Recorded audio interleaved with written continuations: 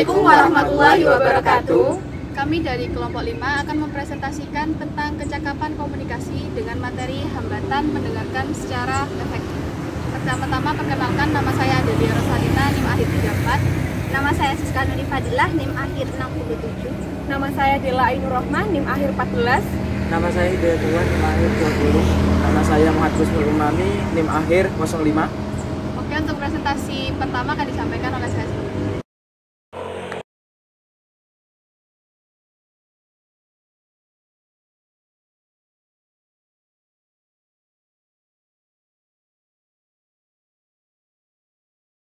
Oke, untuk materi pertama yaitu macam-macam hambatan. Jadi macam-macam hambatan sendiri ada dua, yaitu hambatan eksternal untuk diri kita sendiri dan hambatan eksternal untuk orang di sekitar kita.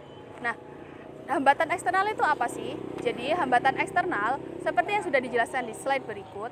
Jadi hambatan eksternal itu ialah gangguan yang muncul ketika kita mencoba untuk mendengarkan secara efektif. Memang kita tidak bisa mengurangi atau menghilangkan segala bentuk gangguan eksternal tersebut. Namun dengan mengetahui faktor-faktornya, kita bisa setidaknya meminimalisir faktor-faktor tersebut supaya kita dapat mendengarkan secara efektif. Oke, untuk slide selanjutnya yaitu faktor-faktor mengenai hambatan yang ada ketika kita berusaha untuk mendengarkan secara efektif. Faktor pertama adalah overload messaging atau kelebihan pesan. Jadi kelebihan pesan itu apa sih? Kelebihan pesan akan muncul ketika kita berkomunikasi secara tidak tatap muka dengan seseorang. Artinya bisa berupa telepon atau video call. Nah, saat kita telepon atau video call, tentu kita tidak bisa mendengarkan seluruh pesan yang disampaikan oleh informan tersebut. Maka kita harus menyaring pesan tersebut dan memilah mana yang menjadi poin penting dari pembicaraan tersebut. Nah, untuk faktor kedua ialah message complexity listening, yaitu hambatan yang terjadi ketika kita tidak bisa menangkap apa yang dibicarakan oleh seseorang tersebut. Bisa jadi yang dibicarakan berupa rumus atau formula atau hal-hal rumit yang tidak awam kita dengarkan sehari-hari. Maka dari itu, faktor tersebut harus kita hindari atau harus kita minimalisir dengan cara saat kita mendengarkan informan tersebut menyampaikan informasi yang memiliki kalimat yang rumit, kita mengambil catatan untuk mencatat hal-hal yang tidak kita mengerti untuk selanjutnya kita tanyakan kembali atau kita mencari poin-poin penting yang memang harus dicatat dalam pembicaraan tersebut. Untuk slide selanjutnya akan disampaikan oleh rekan saya Hidayatullah. Terima kasih. Faktor selanjutnya adalah pengaruh lingkungan terhadap hambatan untuk mendengarkan yang efektif. Gangguan lingkungan mendengarkan yang efektif juga terhambat oleh gangguan di lingkungan. Suara di sekitar kita dapat mengalihkan perhatian kita atau membuatnya sulit untuk didengar dengan jelas. Misal musik, televisi, percakapan di kelas, keramaian, dering ponsel, dan pagar dapat menciptakan rintangan untuk komunikasi. Pendengar yang baik berusaha mengurangi gangguan lingkungan. Hambatan untuk mendengarkan yang efektif, selain gangguan eksternal, mendengarkan mungkin terhalang oleh 4 psikologis rintangan. Selanjutnya adalah keasikan atau preoccupation. Hambatan umum untuk mendengarkan adalah keasikan. Saat kita larut dalam pikiran dan kerumitan sendiri, kita tidak bisa fokus pada apa yang orang lain katakan. Faktor selanjutnya yaitu prejudgment atau prasangka. Nah, di sini pada prejudgment ini terkadang seseorang itu memutuskan sebelumnya bahwa orang lain itu tidak memiliki apapun untuk ditawarkan kepada orang lain tersebut. Nah, jadi orang tersebut menyingkirkan orang lain itu.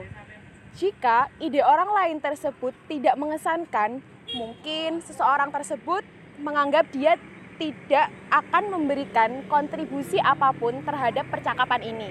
Nah, resikonya itu adalah seorang tersebut mungkin kehilangan ide yang bagus hanya karena berprasangka buruk terhadap orang lain itu.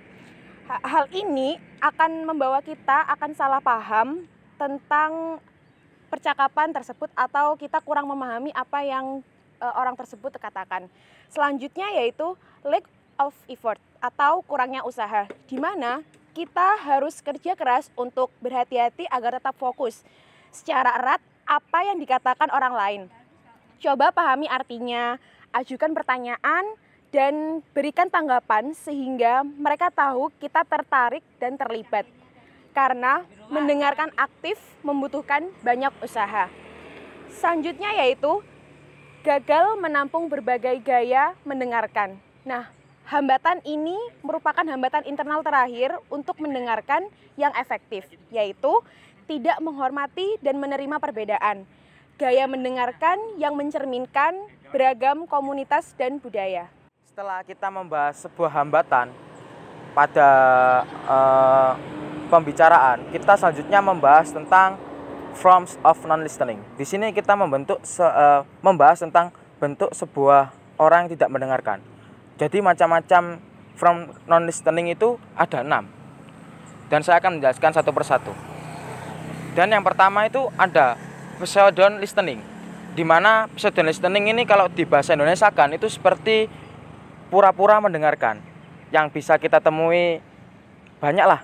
Kita temui di kalangan teman kita kalau kita lagi nge-game maupun melihat video tentang vlog ataupun yang lainnya, kita identik mendengarkan sebuah percakapan mereka. Tetapi pikiran kita berfokus pada titik yang lain. Jadi kita hanya sekedar mendengarkan.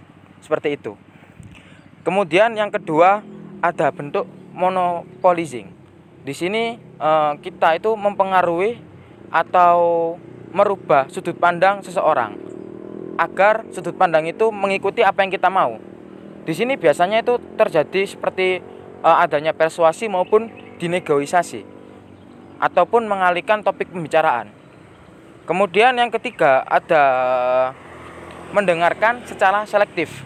Di sini mendengarkan secara selektif ialah kita memilih pesan-pesan yang ada di percakapan tersebut. Jadi kita tidak mengambil secara keseluruhan.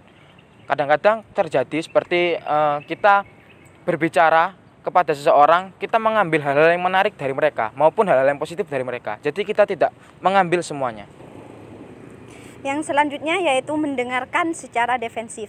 Jadi arti kata defensif di sini yaitu adalah membela diri sendiri. Hal ini dapat menjadi suatu hambatan dalam mendengarkan karena kita akan selalu membaca motif-motif yang jahat terhadap apapun yang dikatakan oleh orang lain. Misal ada orang lain yang bertanya, apakah tugasmu sudah dikerjakan? Itu biasanya orang yang mendengarkan secara defensif akan berpikiran bahwa Anda tidak mengerjakan pekerjaan Anda. Nah, yang hambatan yang kelima yaitu ambushing.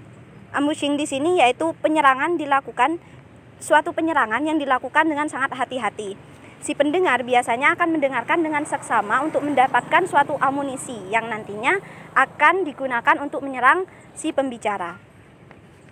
Hal ini umum terjadi biasanya di golongan organisasi-organisasi yang memiliki budaya kompetitif sehingga menganggap satu sama lain itu harus saling mengalahkan. Hambatan yang terakhir yaitu mendengarkan secara harfiah. Mendengarkan secara harfiah di sini hanya memperhatikan arti dari konten dan mengabaikan apa yang sedang dikomunikasikan oleh orang lain atau hubungan si pendengar dengan si pembicara. Orang yang mendengarkan secara harfiah cenderung kurang peka terhadap orang yang berbicara karena mereka hanya memperhatikan arti dari setiap kata tanpa adanya keterikatan emosional yang terjadi di antara orang-orang yang sedang berkomunikasi. Oke, cukup sekian presentasi dari kelompok 5. Terima kasih atas perhatiannya dan Wassalamualaikum warahmatullahi wabarakatuh.